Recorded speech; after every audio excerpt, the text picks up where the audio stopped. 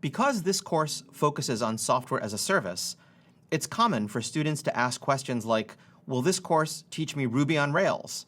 Or will this course teach me JavaScript? Of course, part of the answer is that nobody can teach you how to use a new programming language. You have to learn it, though we hope that we can help. But even considering that, the answer is still not quite, for two reasons. Reason number one, programming languages come and go with remarkable speed. Here's the family tree of programming languages displayed at the Computer History Museum in Mountain View, California. At different times, software as a service has been written in C, Perl, Java, PHP, Ruby, Python, and JavaScript. Considering that software as a service has only been with us since about 1995, that's roughly a new language every 5 years. So knowing a language is a less valuable skill than knowing how to learn a language. That's how we're going to present our exposition of Ruby and later of JavaScript.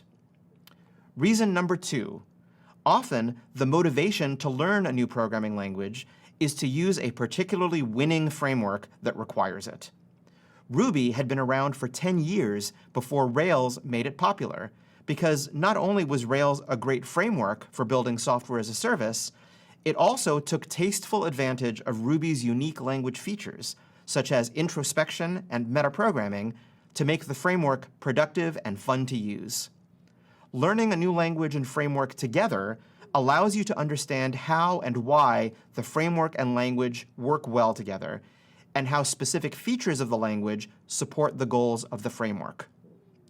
Another way to say this is that every programming language has its idioms, that is, language constructs that experienced programmers in that language can deploy to solve particular programming problems with unusual elegance. To paraphrase an old saying, it's easy to learn to write Fortran in any language. Learning to use a language's idioms effectively is one thing that distinguishes great programmers from good ones. A word of advice. Find a development environment you like, whether that's an integrated development environment, or IDE, or a powerful editor like Emacs or Sublime Text and a collection of command line tools. Learning a development environment is like moving into a new home. At first, you set up just enough to do basic day-to-day chores.